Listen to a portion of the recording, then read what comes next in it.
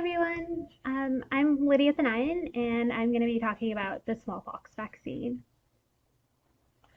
So, okay, so the smallpox virus is also known as the variola virus. It's part of the orthopox virus family. Other names for it have been called the pox or the red plague, and it's usually spread via direct contact with bodily fluids.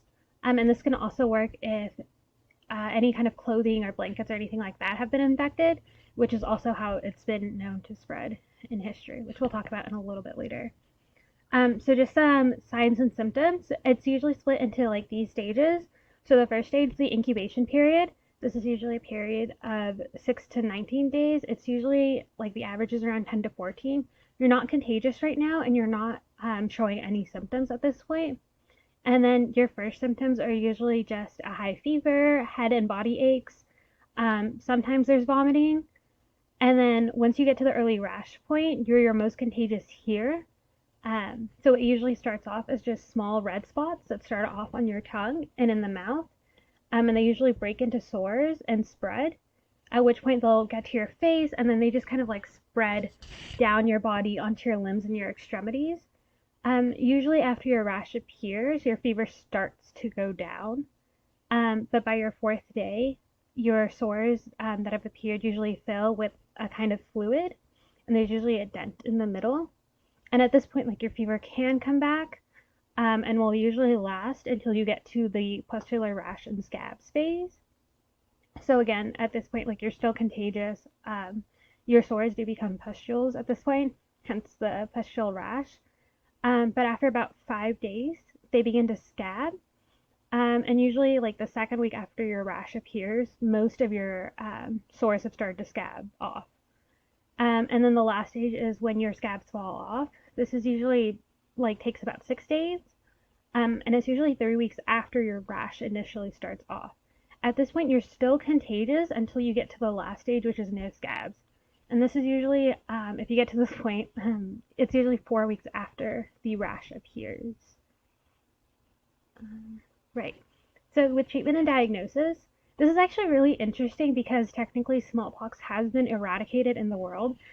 So they have a lot of different criteria that you have to match in order to get the diagnosis of smallpox.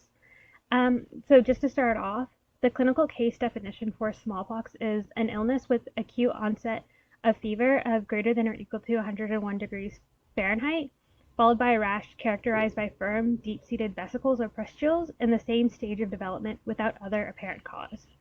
And that's just taken from the CDC. So it starts off with the patient evaluation algorithm, and this basically gives you all the differential diagnoses of everything it's way more likely to be.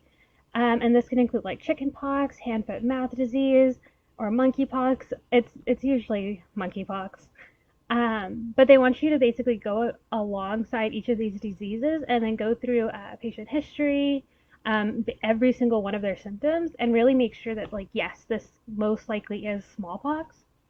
And then they have you do something called the laboratory confirmation, where they send some kind of specimen in, whether it's usually like a blood sample and sometimes stool, but they'll have that be sent into the lab and then test for smallpox, just to make sure that it is truly smallpox. And then in the case that, like, yes, it is smallpox, the treatment is usually supportive care.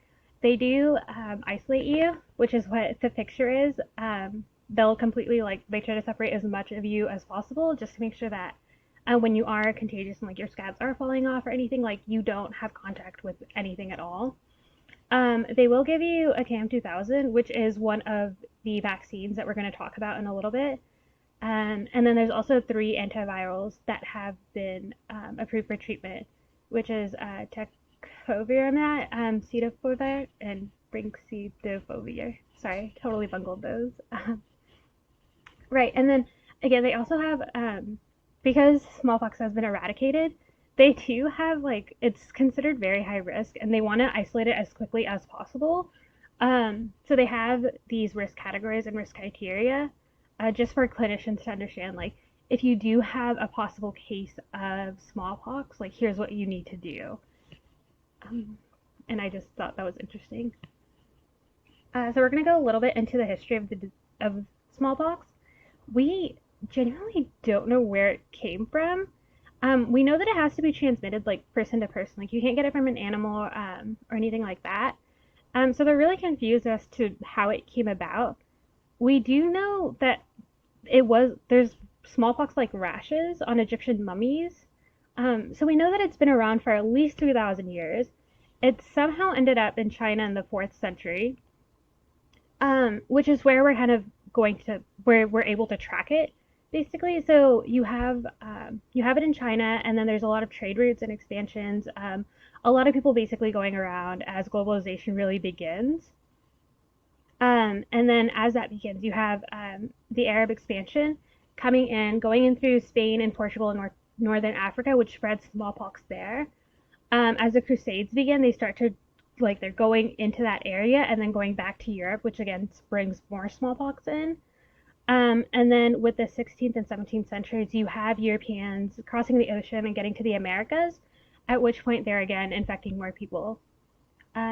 Just like a quick side note, there is like biological warfare, excuse me, that smallpox was used for with the Native Americans, where Europeans would give them infected blankets that did have smallpox on them, and that killed a lot of them as well. So, hey, anyways, prevention efforts, like just before the vaccine ever began, variolation or inoculation, which is what Edward Jenner actually built his vaccine off of, started way before he gave it a name. But it's actually really interesting because they would use smallpox, like they would take an infected person's scab or some of their like the pus that came out of their pustule, and they would just put it in another person, which did cause like a lot of death. Like usually, just in general, if you got smallpox, you had a 30% chance of just dying, and that was maybe if you were in a good location. However, they also the reason why they came up with variolation and inoculation is because they already understood the concept that people weren't getting smallpox twice. So they would actually call on people who had gotten smallpox before, and they would call on them to go treat those who were sick. And then, of course, we have Edward Jenner and the first vaccine. We've talked about this a lot in immunology, so I'm not going to talk too much about him. Just mostly that Edward Jenner took the idea of variolation, and then he decided that because he saw the milkmaids who got cowpox not getting smallpox, he realized that like you could use variolation but use less deadly diseases in order to cause immunity to smallpox. This picture is what he called the Temple to Vaccinia, and it's just like the single room hut, and he would just give the smallpox vaccine to anyone who wanted it for free, which I thought was pretty cool. All right, and then this basically is the history of the global smallpox eradication. So in 1959, the World Health Organization basically starts this plan to rid the world of smallpox. The first one does not work. Most people don't really care. There's not enough people to do it. Countries don't really want to commit to this. There's not enough vaccines in the first place. North America is like completely eradicated of smallpox by this point, which we'll talk about in a little bit. But in 1967, they start the Intensified Eradication Program, which does actually work, and they're able to spread that basically everywhere.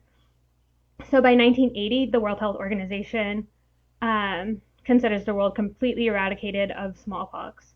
What I do think is interesting is that the last known death to smallpox was it's in 1978, and it's actually it's due to a person who worked in a lab that experimented with smallpox, and they ended up getting contaminated with one of their samples, and they ended up dying from it. Which also leads to the fact that there's only 2 known stores of smallpox, like that are officially allowed to store smallpox, and one of those is the CDC in Atlanta, Georgia, and then Vector in Kosovo, Russia. Right. So now we're going to talk about vaccines. So there's 3 main vaccines. There's ACAM 2000, Jynneos, and then the Avantis Pasteur smallpox vaccine. The Avantis Pasteur smallpox vaccine is really, really similar to the ACAM 2000. But the ASPVA is only to be used in emergencies. But we're going to talk about first about ACAM and APSV. So they're both considered replication competent vaccinia virus. So all three of the vaccines will have some orthopox family virus in it. However, ACAM and APSV um, are replication competent and have to be given through a bifurcated needle. So they have what the picture shows basically, and they'll just like stab you with it like 15 to 20 times. Just enough to get like a small bead of blood and just enough to like get it in. And then the Jynneos one is just a replication deficient smallpox vaccine. So they have the attenuated live virus vaccine in it, and that's just through an injection. And this one does need a booster shot, so it's 2 doses given a month apart. And with the Jynneos one, they won't give this one to anyone who's immunocompromised. Right. So just in case of who gets them, it's always going to be a lab work. Like they'll recommend them to lab workers just because like they will come into contact with smallpox, and it's better to be safer than sorry. And then that usually leads to like if an outbreak happens, most likely from a lab, then the Strategic National Stockpile does have a storage of vaccines, just in case that like if it happens, and then public health officials will be directing like the handout of those, which we're seeing how vaccine handout is happening right now. So hopefully, if a smallpox outbreak does happen, it'll be handled much better. Anyways, and then anyone who might be directly exposed to smallpox. And again, this is usually lab workers or like in the case of an outbreak. And then just some adverse effects. Usually you'll get like a fever, swelling of the injection site, or swelling of the lymph node on the arm, like on the armpit of the arm that you had the injection on. There might be headache, body ache. Sometimes you'll get like a little bit of an ache right at the injection site, just like any vaccine. And you might have a mild rash at the site of the injection site. Severe, like bacterial infection at the injection site, severe allergic reaction, which is actually if we go to like people who are at greater risk of having these adverse effects. Anyone who's allergic to neomycin or polymyxin B, which is in the vaccines, are usually recommended like to not get them. And then if you're less than a year old, or if you have any heart conditions, and this is because one of the severe side effects is swelling of the heart, brain, or spinal cord. And then if you have any skin conditions, they'll usually give you the Jynneos vaccine because it's an injection rather than the ACAM 2000 or the APSV. And just some controversies and like slight history of the vaccine. Basically, as soon as we got the vaccine, and some countries started making like trying to eradicate smallpox, basically, you started having anti-vaxxers. So like they're not a new thing.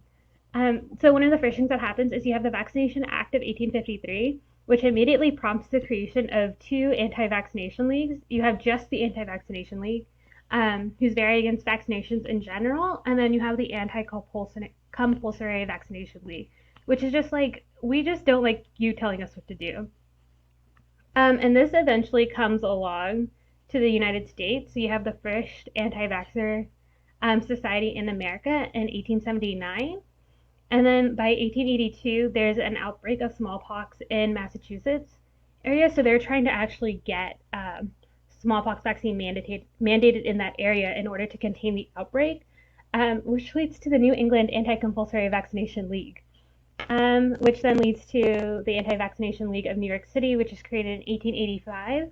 And with all these protests and like just things going against the mandate in general, you end up having a Supreme Court case that actually starts in 1902, which is eventually like finished in 1905, where the U.S. Supreme Court rules that states can mandate vaccines, which is why we have mandatory vaccines now. But yeah, that's all I have. So thanks, and I'll see you in class.